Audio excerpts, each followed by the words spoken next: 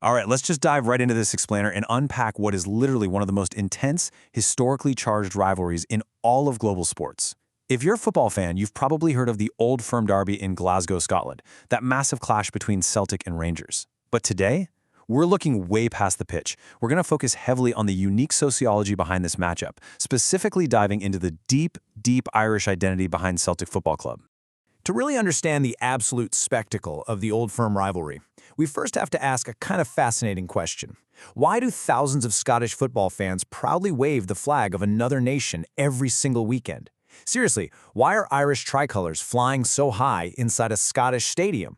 It's one of those visuals that instantly tells you, okay, there is a much deeper story happening here than just 90 minutes of sport. Section 1. More than a game. Let's look at exactly how this matchup compresses some massive, incredibly complex social questions right into a 90-minute football match. At its very core, Celtic and Rangers basically function as a living stage for completely contrasting religious, political, and cultural identities. On one side, you have Celtic, historically associated with the Catholic faith, Irish heritage, and a nationalist or Republican political lean. And then on the flip side, Rangers have traditionally been associated with Protestantism, Indigenous Scottish or British heritage, and Unionist or Loyalist political views. It's a real clash of worldviews. As a lot of sports commentators have noted, this whole setup creates what is essentially a proxy war, where the football is just part of it. The rivalry just totally absorbs the language of family background, neighborhood belonging, and political memory. So when these two teams step onto the pitch, it's absolutely not just a game. It's a clash of two very different ways of answering the ultimate question. Who are we, and where do we come from? Section 2. Escaping the Great Famine. To truly solve the mystery of why this rivalry looks the way it does today, we need to zoom way back to a really profound 19th century tragedy. It's wild to think about, but an agricultural catastrophe across the sea directly shaped the industrial and cultural landscape of modern Scotland. It all starts back in 1845 with the Great Famine in Ireland. That triggered a massive, desperate wave of migration over the following years, which eventually, decades later, culminates in the founding of Celtic in 1887. The absolutely crucial point here is understanding the sheer scale of this disaster. We are talking about approximately 1 million deaths. It utterly devastated the Irish population through starvation and disease, creating this incredibly desperate, immediate need to escape just to survive. Desperate for survival, over 80,000 impoverished Irish refugees fled across the sea and settled in Scotland in just a 5-year window between 1846 and 1851. They were drawn there by the close proximity, the cheap passage, and honestly, just the hope of finding industrial jobs in Scotland's rapidly growing cities, particularly Glasgow. But, life in Scotland was incredibly harsh for them.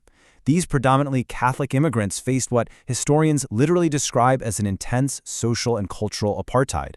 They were forced into severely overcrowded slums in Glasgow's East End. On top of that, their arrival sparked job competition, which quickly led to a really fierce nativist backlash. Anti-Catholic discrimination was just rampant in what was a predominantly Protestant nation. And the living conditions, they were so poor that devastating outbreaks, like the 1847 typhus epidemic, just swept right through their communities. They were completely isolated, marginalized, and fighting every single day to survive. Out of those terribly desperate conditions emerged an institution that would become a true beacon for this marginalized Irish community. Section 3. Founding a diaspora club. Enter an Irish Marist priest named Brother Walfrid. In 1887, he stepped in and actually created Celtic Football Club primarily as a charitable endeavor. His immediate goal was simple but crucial: raise funds to provide food for the impoverished Irish Catholics living in Glasgow's East End. It was also about keeping young men out of trouble and giving them a much-needed social outlet that openly celebrated their heritage. Almost immediately, the club transitioned from being just a charity into a living, breathing vessel for heritage. Author Brian McWork hits the nail on the head here when he says, "Celtic is part of us, an identity, and a celebration of being Irish. Celtic is a legacy passed from generation to generation. It became this vital, safe space for cultural pride in a society where just being Irish and Catholic often meant facing some pretty severe prejudice." Now, let's contrast that whole origin story with their rivals. While Celtic became the absolute flagship of Irish Catholic identity, Rangers, who were actually founded a bit earlier in 1872 without any specific religious leanings, evolved over time into a symbol of British unionism. A huge turning point happened right around 1912. The Belfast shipbuilders Harland and Wolff opened a yard in Glasgow, bringing a massive influx of Ulster Protestant workers with them.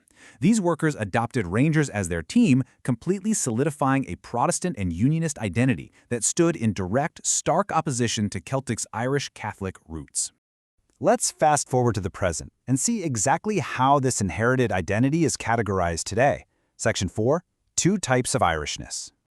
There's some super fascinating research from the University of Limerick's Department of Sociology that actually breaks this all down.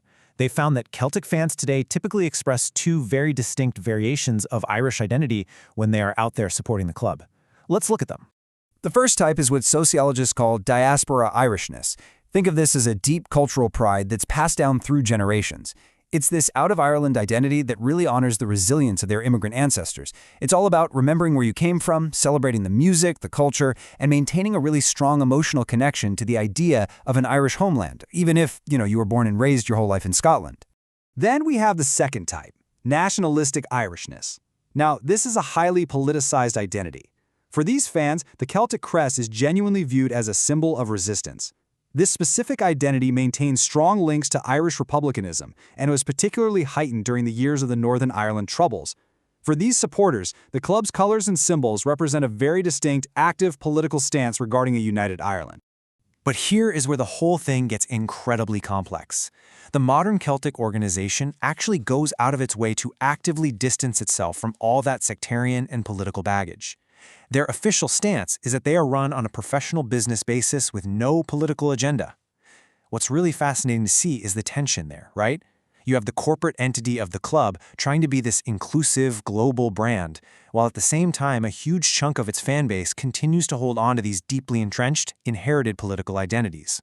Finally, let's take a look at the sociology of how these historical identities are physically maintained inside the stadium today. Section 5, Rituals, Songs, and Symbols.